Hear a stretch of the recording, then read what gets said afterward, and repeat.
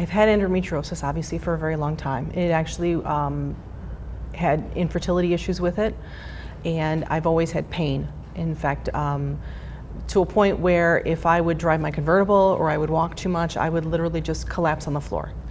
And my OBGYN had sent me to a neurologist, and we thought, oh my gosh, it's going to be back problems and back surgery. And he said, no, I really wish I would love to have surgery on you. That would be good money, but it's not that.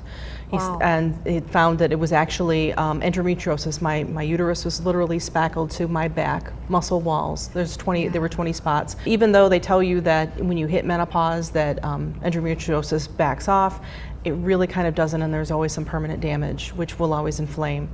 So ibuprofen, Tylenol, things like that really don't help. And I was just ready to go to my OB and say, just take out my organs, I don't care.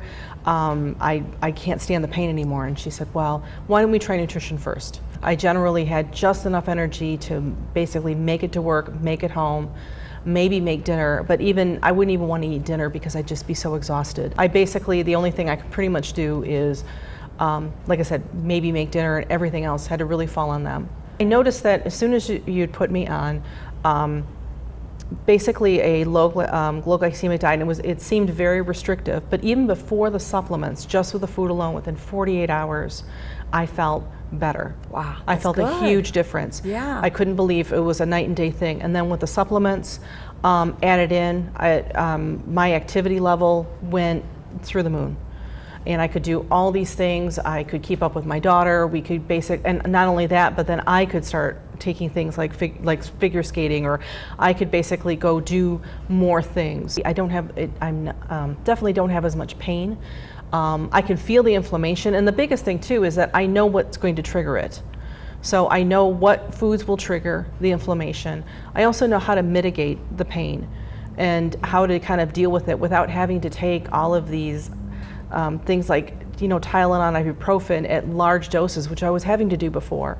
Right. And I know I don't have to have surgery, and that is so much better because, especially for women and even going into menopause, the last thing you want to do is really kind of muck with your hormones. It's really funny. I've been on a thyroid medication, and I went to refill it again, and the pharmacy said, well, you can't refill it, you have to go see your doctor.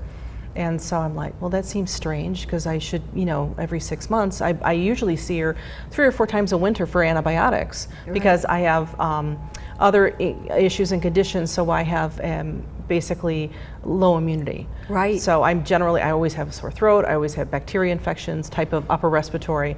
And she remarked, I haven't seen you in 8 to 10 months because I haven't had to. The data when she took all of my, my blood work just said I was so much better. Stay up till 10 o'clock at night now and go, oh my gosh, I should go to bed. I joined a women's club in Bloomfield Hills that I would have normally not even thought about.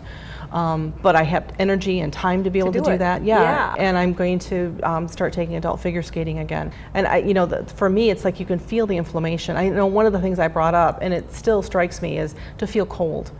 Because I didn't realize how much the inflammation, it made me just very warm. In fact, I was looking at pictures of myself back in 2000, and I could notice how, even though I was lighter in weight, my face was puffy. I'm not as puffy, and I feel healthy. I feel normal rather than, constantly feeling hot and just lethargic and not being able to walk around. And, I can actually do things and drive my convertible and not feel like I'm gonna fall over.